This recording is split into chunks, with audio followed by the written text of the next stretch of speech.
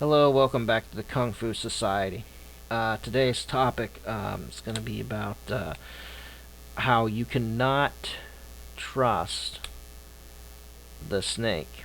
You see, before I get into this main article, I just want to say that we know the proverb of the old woman who found the snake in the snow, decided to bring him inside to warm him up, and then saw that he was all warm. She decided to pick him up, and the snake bit her.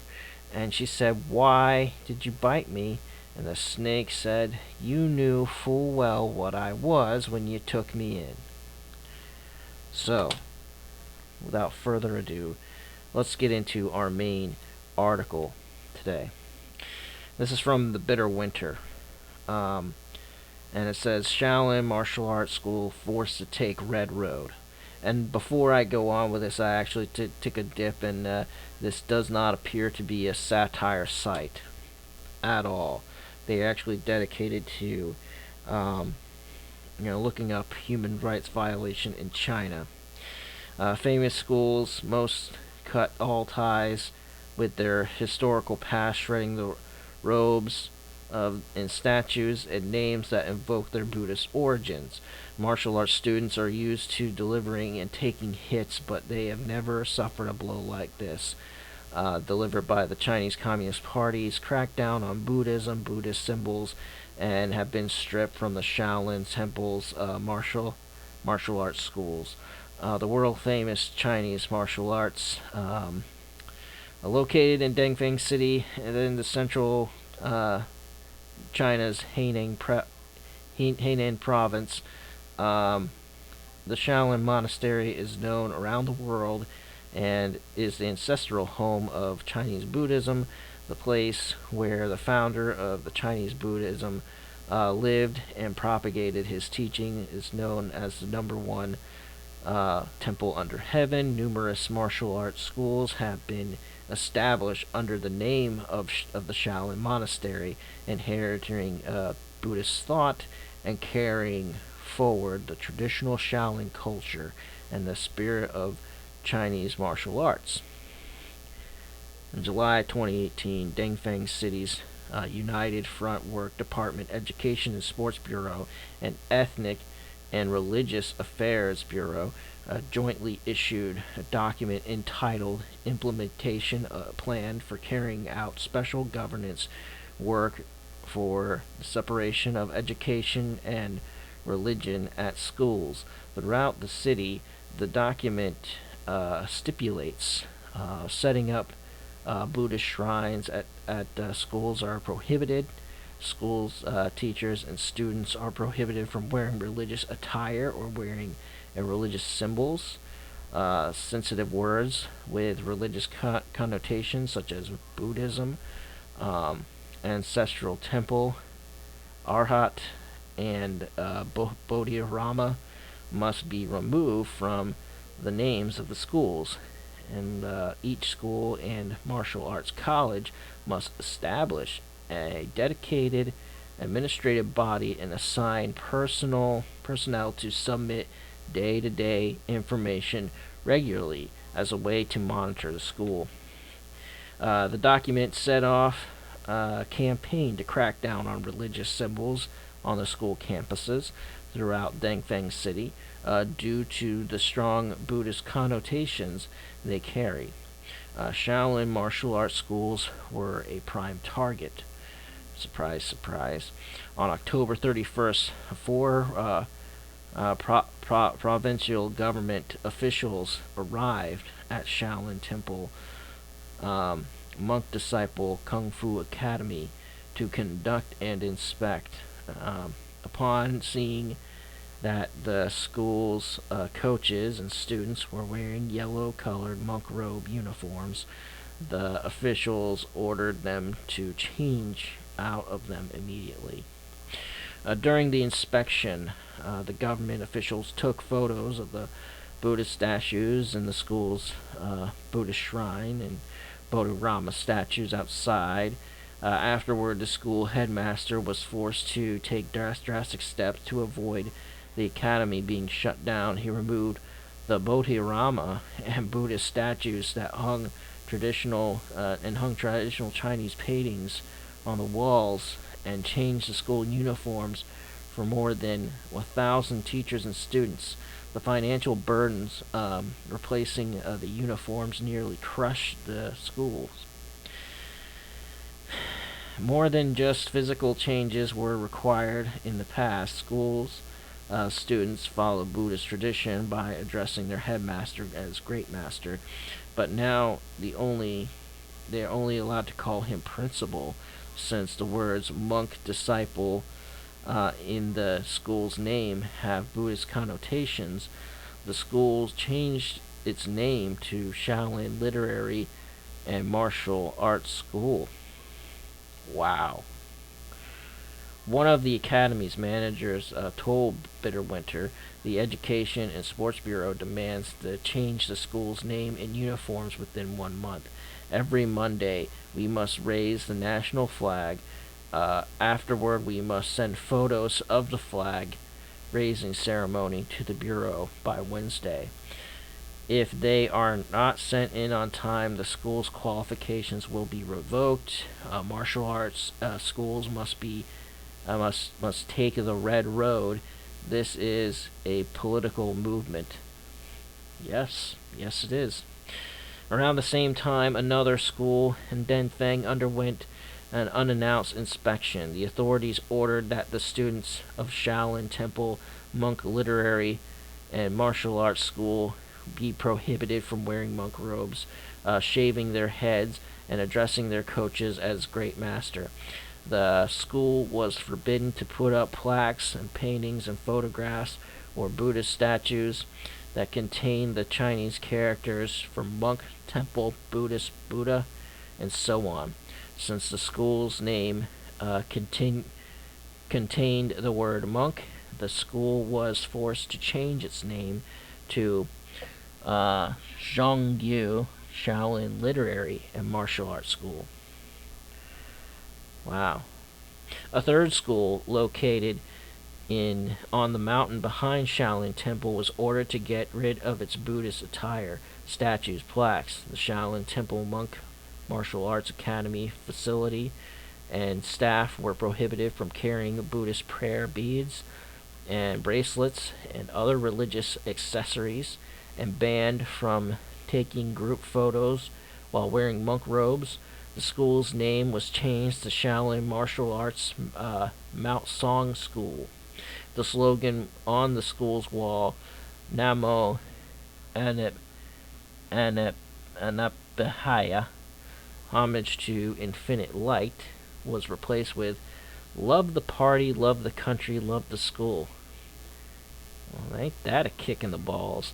Under the orders from authorities, the school raised the national flag and read slogans such as "Don't forget your initial intention, remember your mission," and the core socialist values were posted at the school's entrance. Religious symbols have also been removed from 10 other schools, including Shaolin Temple Bodhi Academy, Dengfeng City's Shaolin Temple Arat Academy, Shaolin Temple Tangu Martial Arts School, and Shaolin Temple Martial Arts Research Institute. Well, that's the, I'm not a Buddhist, but many of us that practice Kung Fu, a lot of the moves, techniques, exercises, a lot of them have names after Buddha. Like there's the Baifoot Sao, which was called Buddha breathing, which you're in horse stance and you breathe in through your nose and down through your diaphragm with the deepest breath you can out through your mouth, and you do that breath work, that qigong breath work several times, and that motion several times where you put your hands out as you exhale, bring them in as you inhale. And there's there's other names and stuff, but that's just one example of many. And that's going to be a hard time renaming the names. I mean, that might be easier than changing the name of the school and the robes and no longer shaving your head. Now, this right here, that's disturbing. I mean, and I get it. I mean, there are a lot of we'll call them a religious martial arts schools that teach kung fu and karate and other martial arts. But even those schools, even those senseis and sifus and sigungs, masters, what have you, whatever art that is, there are names for certain things that they just can't escape from. And I wonder how they're going to escape from. How are they going to tell them the philosophy of, the qigong and qigong exercises? How are they gonna reword that? How are they going to do that? Um, even if you're not a believing Buddhist or whatever. I mean, the fact that you're monk robes. I mean, look at them. They look like they look like a bunch of wushu practitioners. So let's take a quick look right here. This is from a Wikipedia article. I'm going to show a couple other things. Okay, so Chinese martial arts experienced a rapid international um, dissemination in the end of the Chinese Civil War and the founding of the People's Republic of China on October 1st, 1949. Many well-known martial artists chose to escape the PRC's rule and migrate to Taiwan, Hong Kong, and other parts of the world. Those masters started to teach within the overseas Chinese communities, and eventually they expanded their teachings to include people from other ethnic groups. Within China, the practice of traditional martial arts was discouraged during the turbulent years of the Chinese Cultural Revolution, 1969 to 76. Like many other aspects of traditional Chinese life, martial arts were subject to a radical transformation by the People's Republic of China to align with the Maoist revolutionary doctrine. The PRC promoted the committee regulated sport of wushu as a replacement for independent schools of martial arts. The new competition sport was disassociated from what was seen as the potentially subversive self-defense aspects and family lineages of Chinese martial arts. In 1958, the government established the All China Wushu Association as an umbrella organization to regulate martial arts training. The Chinese State Commission for Physical Culture and Sports took the lead in creating standardized forms for most of the major arts. During this period, a national wushu system that included standard forms, teaching curriculum, and instructor grading was established. Wushu was introduced at both the high school and university level. The suppression of traditional teaching was relaxed during the era of Reconstruction, 76 through 89, as the communist ideology became more accommodating to alternative viewpoints. In 79, State Commission for Physical Culture and Authority for the Research and Administration of Wushu Activities in the People's Republic of China. Okay, we could move on from that. During that time, they also discouraged the kung fu films and Chinese opera, which is called wuxia. Chinese films and stuff. Like like Chinese martial arts films, which became popular in Hong Kong. So, so there you have it. During that time, if you think about um, between the era 1949 all the way to the late 70s, think about what happened about all those kung fu masters. They had they had left. They had gone to Hong Kong and Taiwan, and from there, probably, and a lot of them came to America. A lot of came to Hong Kong by way of South China, which is why not until I want to say um, I want to say not until here in the West, here in America, it was somewhere in the late 90s, maybe before that, mid to late 90s, where the only until around then the only Chinese you heard was the Cantonese language, and that was because of so many people, so many restaurateurs and kung fu masters came from Hong Kong by way of South China, and the language of Cantonese was spoken predominantly in Hong Kong because of South Chinese. And then, of course, now you have Mandarin. Okay, so it's going for 15 minutes. All right, so let's bring it home for a couple of things. And then here's this article, and this is mostly in response to someone, a Tai Chi master, getting his butt kicked by uh, by an MMA guy in China, but you see how it could kind of blend in with it, you know. I mean, they can't help themselves. China can't help themselves but to overreach themselves on kung fu because of the whole self-defense aspect. So I'm not going to read this article. I'm just going to read like the first paragraph. Um, the Chinese Wushu Association has appealed to all the country's martial artists to maintain self-discipline and avoid hyping themselves up as masters or becoming involved in other violations. The association published its proposal on strengthening self-discipline and promoting martial arts culture on its website, calling the practitioners to unite, abide by the ethics and ancient martial arts, abide by the rules, and work together, promote Chinese martial arts and excellent traditional culture, also known as Wushu. Okay, I'm not gonna read much more because this is really more of a pro Beijing site, promote tourism and travel, and of course they have news and stuff. So let's take a quick look at this here.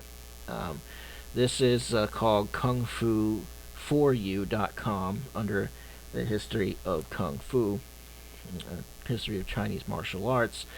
And this short paragraph talks about how many masters did flee during Japanese occupation, and then also fled more afterwards, communist takeover. But okay, in 1958, the Chinese government decided to tame the martial arts community and formed an all-China Wushu Association. They aimed to standardize kung fu teaching in China. In reality, what happened was the virtually all of the vast combat knowledge and of the arts represented was edited out of the forms, and what was left was little more than a gymnastic display that could be taught to improve the people's health and be used to showcase for them on the world stage. Combining the original kung fu forms with gymnastics, ballet, and elements of Peking opera, the result does look amazing, but it has no combat value. There are two possible reasons for this purposeful blunting of the edge of kung fu. Almost certainly, it was on the orders of the government to suppress the power of the Chinese boxers and the subversive nature of the family lineages. A plausible alternative is that it was done on purpose by the masters themselves to prevent their skills and heritage from being exploited, and I don't think that was it, and given away by the government. Perhaps it was a bit of both. No, had nothing to do with that. Had more to do with make us look good, but discourage self-defense. In 1966, Mao Zedong decided to enforce communism on the population by removing capitalist, traditionalist, and cultural elements from society. This was perhaps the darkest time in China's long history and was known as the Cultural Revolution. The traditional martial arts and philosophies of China were prime targets for persecution. Schools were closed down, masters were imprisoned, temples were burned to the ground, and training materials destroyed. Millions were persecuted, and priceless knowledge relating to human and spiritual development, detailed medical texts, and so on were burned and lost forever. This was the final blow for many of China's traditional schools and temples, and again, many of the masters left China to settle down and teach elsewhere. Okay, so that's my my take on all this. This is what I wanted to show you guys today. I know how you can look up kung fu, and it's like, okay, you can see some video of a master in China, and since they have relaxed stuff, you could actually see some stuff. But you see, it won't take it long. Now, I try not to get super political on this channel, but I will say this. When it comes to all-encompassing state power, whenever you have something, an idea like of a religion, of like a deity or a spiritual teaching or whatever to give you enlightenment, the government does not like that, because the government wants to an all-encompassing, powerful, centralized government can't help itself from saying, wait a minute, we are the enlightenment, we are the God, we are this, we're that, we will take care of everything. Self-sufficiency, you forget about. What do you mean you need self-defense? You don't need self-defense. Why? Why do you want to learn how to fight? Why? Don't you want to count on the police? Don't you want to count on our society? Don't you want to this, that, and the other thing? And the whole concept of individualism. They don't like individualism. So, but aside from that, and I wanted to show you that this sort of overreach, they can't help themselves. And this is one reason why I want to make sure that, I'm not trying to standardize anything with the Kung Fu Society. Again, I'd like to have us network, get together, train with each other, help each other out, learn from each other. I know a lot of us took a hit during COVID. A lot of the Kung Fu schools probably not going to open up again. Probably many of them closed forever in this case, by no fault of their own, because of lockdown or whatever, what state you may be in. And those of us that have been locked down for 2 months, even we took a hit, versus those that had been locked down for several others took even more of a hit. So no one got out of this thing unscathed. We all lost something.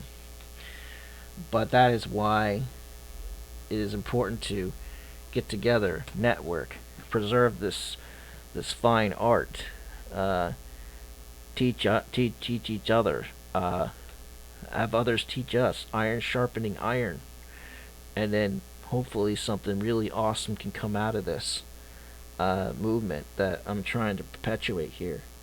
But anyways, thank you for listening to me today. Until next time, I will see you guys right here on the Kung Fu Society, and don't forget to join the Discord. Alright guys. have a lovely, lovely afternoon, evening, and morning. Good night.